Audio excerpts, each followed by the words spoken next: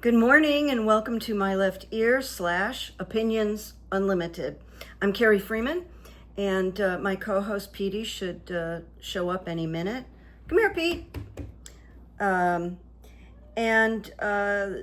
This is video 284, September 20th, 2025. And here we go. There he is. There he is. He likes listening. All right, Petey, you're my co-host. So the first thing on my outline here is I want to say get ready. According to astrology, eclipses bring rapid developments and encourage us to move in the best direction, personally and collectively as a society. If you are on the right path, you may experience major triumphs and victories. According to an astrologer, whose name I can't recall, on September 21st, she's saying there's a change of leadership. Isn't that interesting? And I am reading on that, so that's coming up. All right. I have a lot of runes today. Isn't that cute? Pete's just letting us look at him for a bit. One of my favorite icons, actors, Robert Redford, passed away. What an incredible life he lived. He was 89. I don't know for sure, but I believe he passed in his sleep, which anybody who passes in their sleep is very fortunate. My grandmother did. It kind of I don't know, an indicator maybe of a life well lived. But I have a personal story about Robert Redford that's very quirky, very funny, not defaming in any way, but it's from someone I was really close with at one point, a book designer who lives up north. And she was called to go meet with Robert Redford at his home. He had a home up Northern California at that time, to talk about the cover of the book, which had to do with the environment. And she brought somebody with her, maybe a photographer. She wasn't alone. And the friend that she brought with her was a male. So they go to the house, and I think she said he answered the door in a bathrobe, a white bathrobe, welcomed them, led them into the kitchen, offered them coffee. There was a housekeeper there. And through the kitchen, evidently, you could see a big pool. Just walk in a straight line through some doors, and there's the pool. So he walks to the doors, and he says, "I'll be right back." And he drops his robe, and he's buck naked. But I stopped. I said, "You're kidding." And he said, "No."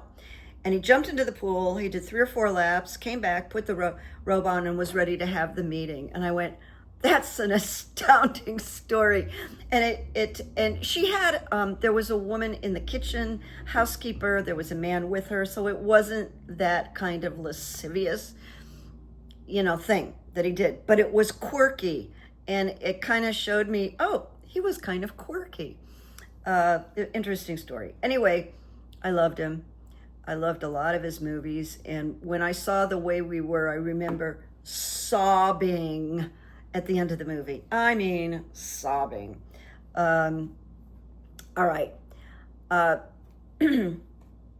had a dream, so I'm going to ask about this through the runes, but I want to be careful.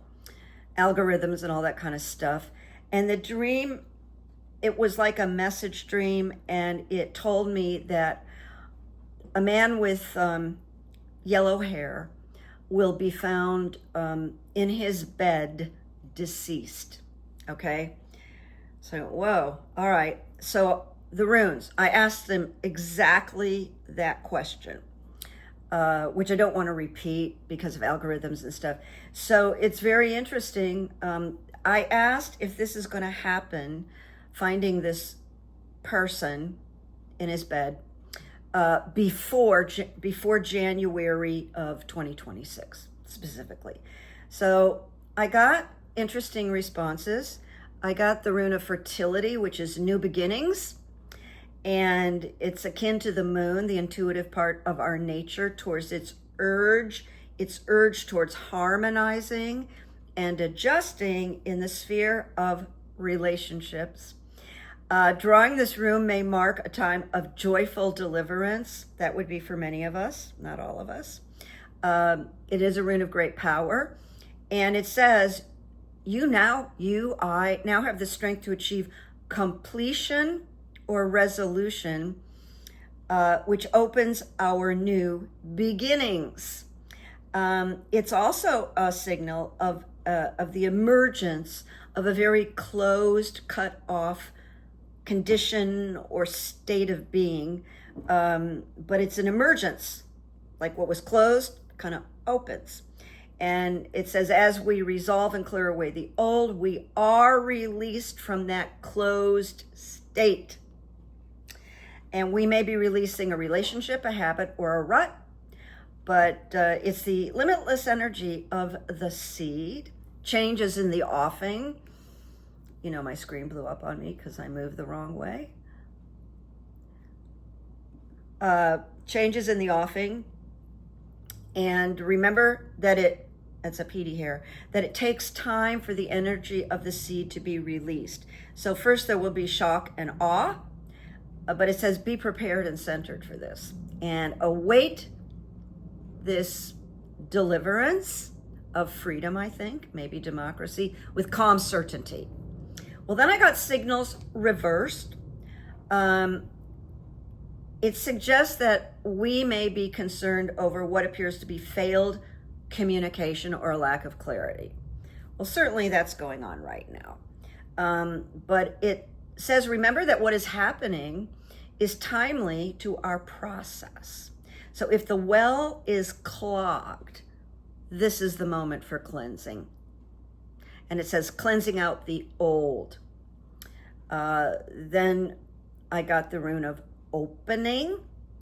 And opening is about renewed clarity and dispelling darkness.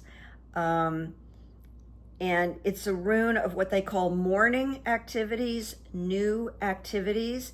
The more light we have, the better we can decide what is trivial and outmoded. We already know what is trivial and outmoded. And then I picked a clarifier because it's kind of a loaded question. So the clarifier says gateway, which is a place of non-action and contemplation. So when this new comes, we shouldn't overreact, be overly verbal, just contemplate a little bit, take it in a little bit. Gateway, the clarifier, shows us that we are transferring from one space to another space. It's interesting, isn't it? From one form of being to another. But it's not the answer to everything. It states that we all, I think this makes a lot of sense. I don't think it's a shock, but that we all have work to be done, inside and out. When you think about it, that's like overwhelmingly true. It doesn't solve everything. We have work to be done. So now I'm going to move on. I just wanted to share this. I don't want to make a lot of commentary on it. My dream, a form of it, may come true. And it would be kind of soon, according to the astrologer. But the eclipses, it would make sense. Number 9 year, endings, eclipses, big shakeups, makes sense. I want to address for a minute the current global Samud, S-U-M-U-D, Flotilla that's bringing supplies and food to Gaza, the people that are starving. This flotilla includes 50 vessels. They departed in staggered groups from Spain and Tunisia in early September. As of September 20th, the Spanish and Tunisian vessels have merged into a larger armada near Italy and are sailing eastward towards the Mediterranean. The purpose, the initiative aims to break Israel's naval blockade of the Gaza Strip and deliver humanitarian aid to the Palestinians. So I asked the runes, will the flotilla of ships with food be intercepted by Israel regarding the famine? Maybe not. I got the rune of joy first. It's a fruit-bearing rune, and it speaks of things coming together. That was the first one I pulled on this flotilla question. And it speaks of the culmination of a phase of learning and growth. It does speak of the business world and indicates a partnership of some kind, which would be all these ships doing the same thing, coming together. And it will bring rewards, it says, and forward advancements. Well, the second rune I got was separation reversed, because not everything flows easily. It says they may be called upon to undertake a radical departure from old ways. Maybe they have to change direction. Maybe they have to wait for information and advice. But it does say with adaptability and skill,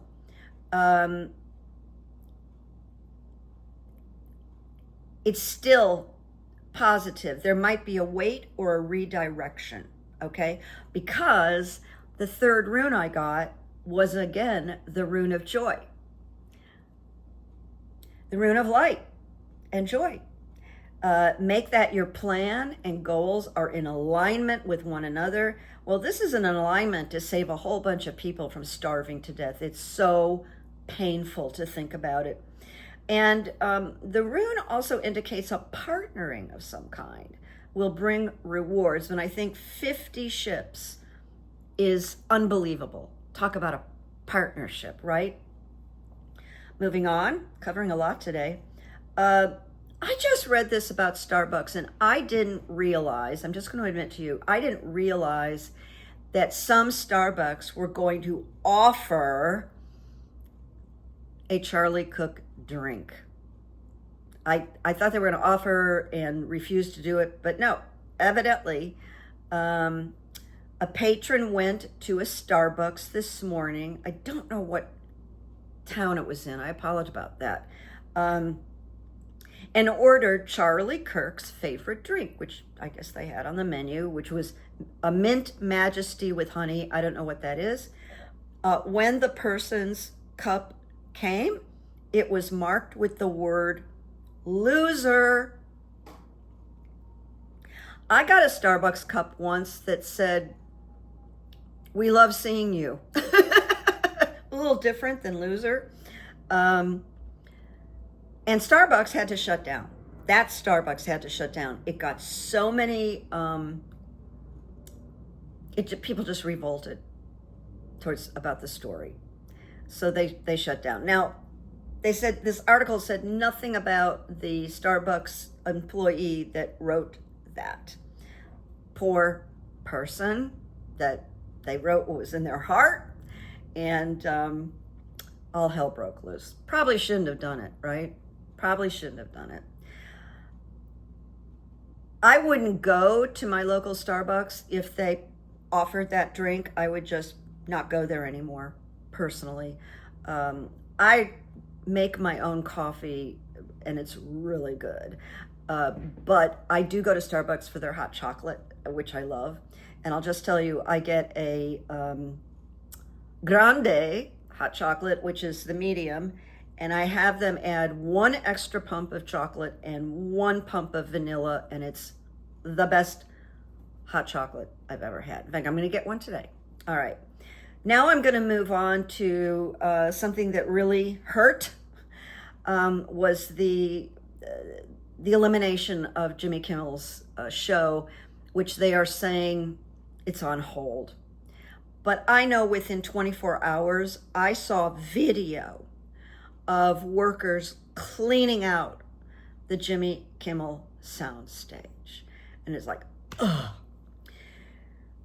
So I know a few things about Jimmy Kimmel that I want to share with you,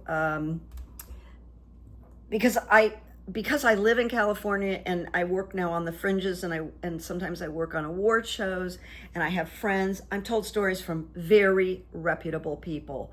So I just want to share what a good guy he is. But also I want to go back to the firing, the letting go of Jimmy Kimmel. And I believe I know the moment that went down. Because I saw the monologue, which got him fired. And the monologue was really good. It wasn't outrageous. However, he showed video of the current president being interviewed on the White House lawn.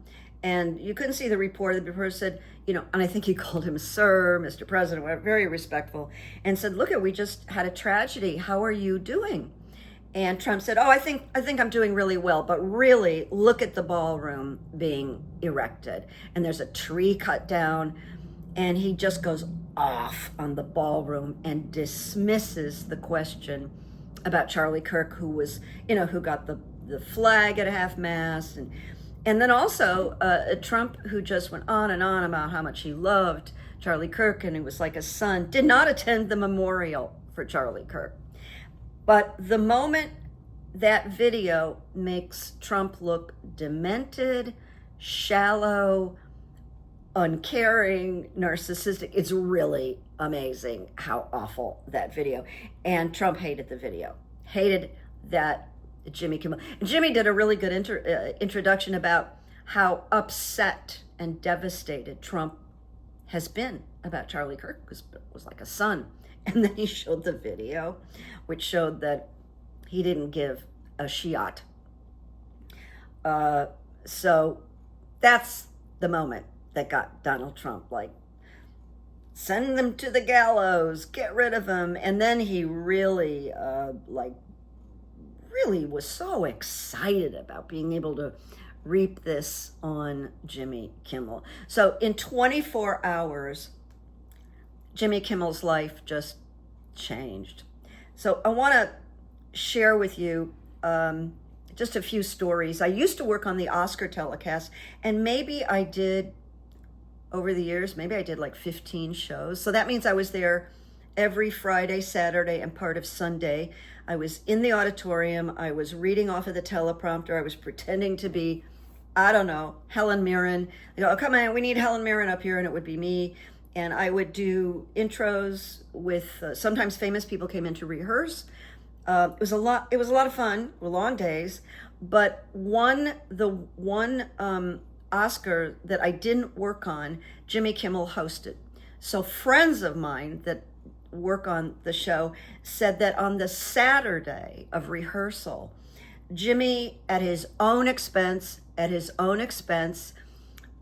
catered a like a 4-star lunch for the crew, the camera guys, the stage managers, the stand-ins like I was, or the commercial actors, as I like to say, rehearsal actors, as I like to say. And it was like this, table setting, and everybody got this embossed napkin that said, in the embossment, it was black, the napkins were black with gold, and it said, "Thank you so much, love, Jimmy." So that's one thing. Now, I did 15 of them, and no celebrity brought in food or gifts or anything like that. Jimmy Kimmel did that. And part of it is he's just a really good guy. But part of it is you do something like that because he has millions and millions of dollars. You get everybody working for you, doing everything. They want you to be successful. Mostly it's because he's just a really good guy. I had lunch with an old friend of mine who's like 88 years old, up in the Hollywood Hills. Known her forever. And she told me a story when I dropped her off at home that J.Kimmel lives somewhere near her. Now, she doesn't have a big mansion. She's got a really neat house with a view, but you can imagine Jimmy has a really big home. But there was something that was going on with his home or the driveway that the neighbors didn't like, and it was legitimate. So they wrote him a note, and the guy just went and fixed the problem. J.Kimmel just went and fixed the problem, made all the neighbors happy, and wrote them a note.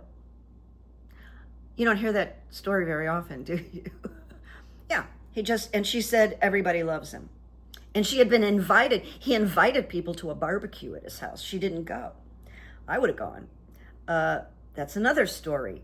And then one year I was working on the Golden Globe Awards, and they were using me on the red carpet because they do interviews on the red carpet. So I was matched with a woman named Natalie Morales, who used to be on NBC, the Today Show, really beautiful woman. And so she was interviewing me like I was all these actors that were up for an award, and I would just improv and answer her. And that helps the director and the stage managers prepare for the real interviews when they come. And the stage manager that was working with us on the red carpet, we had big breaks, and I knew his father. His father had been a pretty well-known stage manager, and this guy was the first stage manager on the J.Kimmel show. Really nice guy. And so I asked him, I said, "What's Jimmy like?" And he goes, "He's like the greatest guy on the planet, and everybody on the show is happy." He said, "It's the best job I've ever had." And that this stage manager told me that one day, early, he went to Jimmy and said, "There is a guy that's like sleeping in a car in the parking lot that is so funny. He's such a character." And so he introduced Guillermo to Jimmy, and Jimmy was brilliant enough to make him a part of the show. I imagine Guillermo is devastated, as if everybody on the show is devastated. Their whole lives changed. And then to see it being dissembled was very painful. I never went to the show live. I also worked with a drummer as a hypnotherapist who would get calls to fill in for the drummer on J.Kimmel because he knew him. And he said it was a great gig. He had a great time with everybody when he went to do that. All right, so I asked, will J.Kimmel's staff receive money or a settlement from this immediate, 1 minute you have a good paycheck, next minute you have nothing? And I asked 2 questions on this. I got fertility, which is positive. It's an urge towards harmonizing and adjusting in the sphere of relationships. And it embodies the need for sharing. Drawing this rune marks a time of joyful deliverance. It's a rune of great power. They now have the strength to achieve completion or resolution. I can imagine Jimmy fighting for them deep in my gut that, wait a minute, this is just, he cares about that staff. They're not just, I knew a lot about Johnny Carson and he ran a great show, but he didn't have that connection with his staff or even many of his guests. Johnny was a very reclusive, private, shy guy. He was not warm off camera, but Jimmy is. So this answer about fertility is, it's the limitless energy of the sea. It's where the phrase "life finds a way" comes in. Changes in the offing, but it could take time. It's not an unreasonable request, my friends, that this entire staff with families get a severance package. Then I got the rune of opening, the rune of opening and renewed clarity, dispelling darkness. It says, you are now free to receive gifts and to know the joy of non-attached giving. But make sure nothing is left hidden in the dark. The fires of passion, whether it be artistic, romantic, personal, are sure to burn strong when this rune appears. So that's all I'm going to say about them getting severance. But then I asked, because I know he's capable of this, and he actually may do it, will J.Kimmel give parse money out to his staff? He can afford it. I'm not going, you should, but I'm reading his nature, his personality, his spirit, his soul. And all I'm going to tell you is I pulled 2 runes on this question. Might J.Kimmel give out thank yous? And I got the rune of strength and the rune of partnership. So I'm not even going to read because that's so good. And I think if he hasn't already started it, I think he's thinking about it right now. And I heard that one of the reasons he's so angry is that the oligarchs and Trump and blah, blah, blah, are blaming Jimmy. And then it's falling on his beloved staff. So I moved on because this came to me a few days ago, and I'm wondering, who are they targeting now? And I wondered about The View. So I asked, will The View be dropped next? And The View is ABC. And I got opening reversed. So opening reversed is expect a darkening of some situation in your life. Something may be dying, a partnership, even some aspect of yourself. And it's like a death of a way of being. And The View's been on the air a long time. You know, Barbara Walters brought it on. It was her brainchild. Has been wildly successful. So then I got growth reversed, again, about The View. And it says aspects of character interfere with growth of a new life. And it indicates to me like a fight with ABC. Some of those women are really strong, really outspoken. And it says, even though you may be dismayed at failing to take right action, focus on diligence right now, strip away until you can identify obstacles of growth. And this is important. It says you may be required to cultivate the soil again. And it says through correct preparation, growth is assured. I pulled non-action. I pulled gateway, a place of non-action, which indicates to me that maybe the ladies should just stay quiet based on this rune. This rune, gateway, represents moving from one space to another. And it indicates its time has wrapped up, quite possibly. The runes are indicating they are in talks about The View. But now ABC is pummeled. People are dropping Disney, Hulu, and other things related to the conglomerate, and they're losing money. And losing money is a big deal. So that's the reason they may not touch The View at this time. But these runes, to me, put The View in jeopardy because they've already, like Whoopi and I can't think of everybody's name right now, another woman who is the attorney, woman of color, just can't think of her name, has spoken out, and they've gotten notes from ABC to tone it down, that kind of stuff. So I just want you to know that. So I asked the runes, will Grandpa pass before January 1st, 26? I got the Warrior reversed, and it says, it's kind of similar to that other question I asked about someone in bed that doesn't wake up.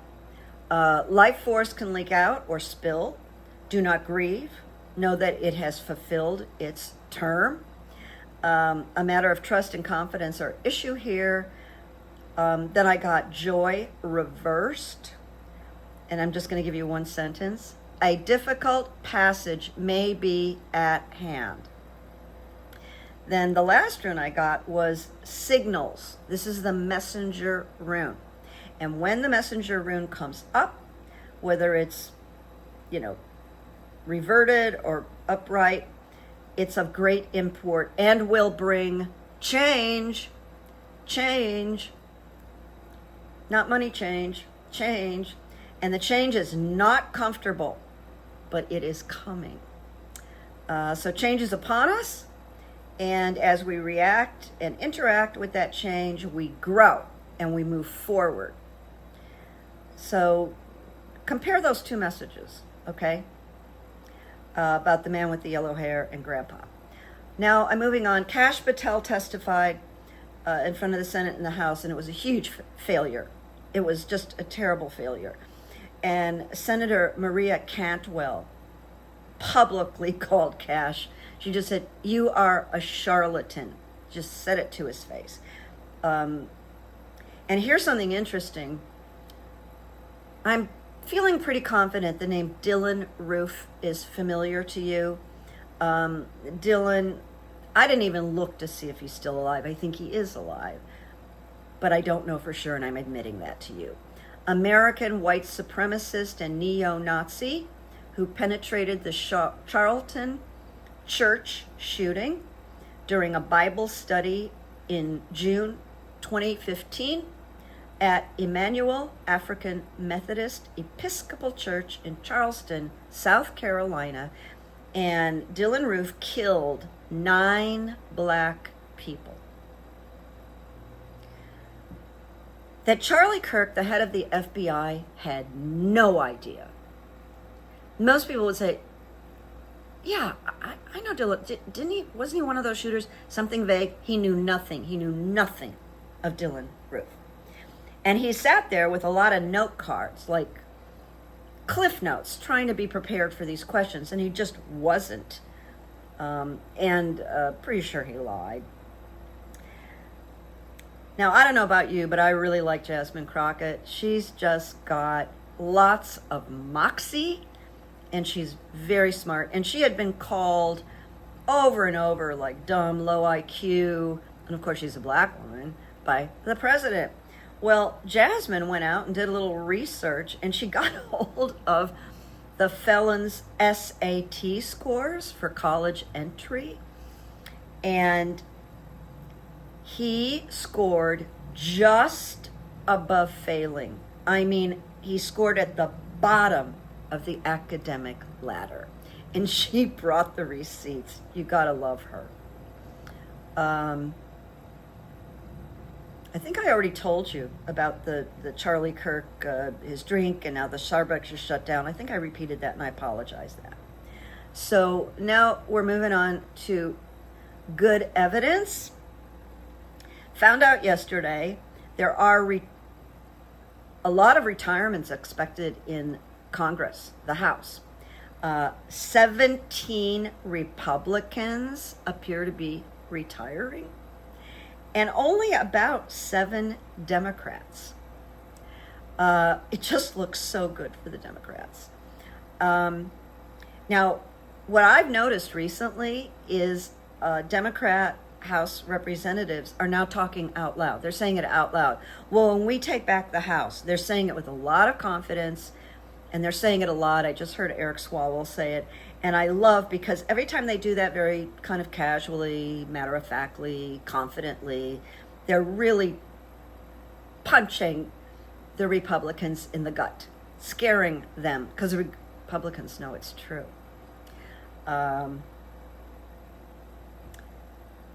So that, to me, is good evidence, okay? All of that. So here are a few quotes.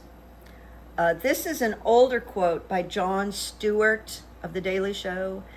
He wrote, and my dad was a comedian, and I grew up watching a guy named Mort Saul, who really was the first political comic, and he was brilliant. And also, George Carlin. I just saw a clip of George Carlin, and it could have been put on stage today. You just change the names, because he's complaining about the AG and all kinds of stuff that are true. George Carlin was really ahead of his time. Anyway, here's the quote by Jon Stewart. Comedy doesn't change the world, but it's a bellwether. When a society feels under threat, comedians are who gets sent away first. So big sigh, that's true. The next quote is by Theodore Roosevelt, President Theodore Roosevelt. And he said, "To announce that there must be no criticism of the president is morally treasonable to the American public." So I posted this and I wrote a dialogue. Trump says, "Fire Teddy Roosevelt." And the aide says, "But sir, he's dead." And Trump says, "I don't care, fire him anyway." It's supposed to be humor, my humor. And the last is not really a quote, but it's what I wrote on Twitter. Charlie Kirk was the Frank Lloyd Wright of his own demise.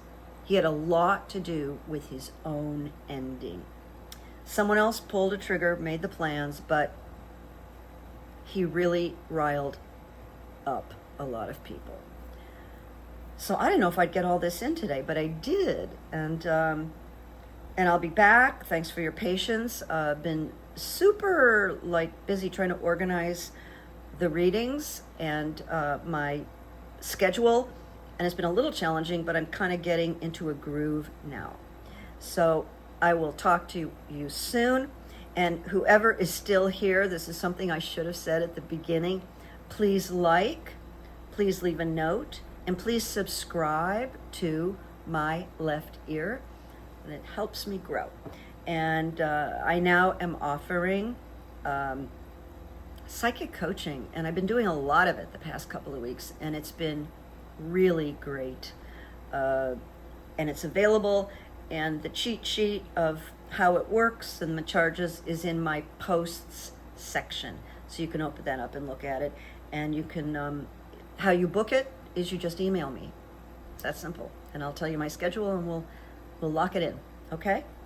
All right, it's Saturday, and I'm gonna have a good day today, and I hope you do too. And I'm just gonna put it all on the back burner, turn it over to God or the universe or my guides, angels. Just turn it over, walk away, do something nice for yourself today.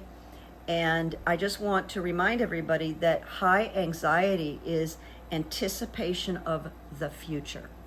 Depression is about the past. So stay in the moment so you don't go into high anxiety.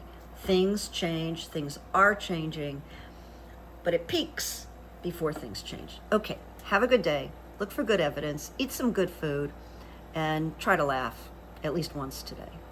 And Petey, who's now hiding behind the lamp, says, "Bye, guys." Bye-bye.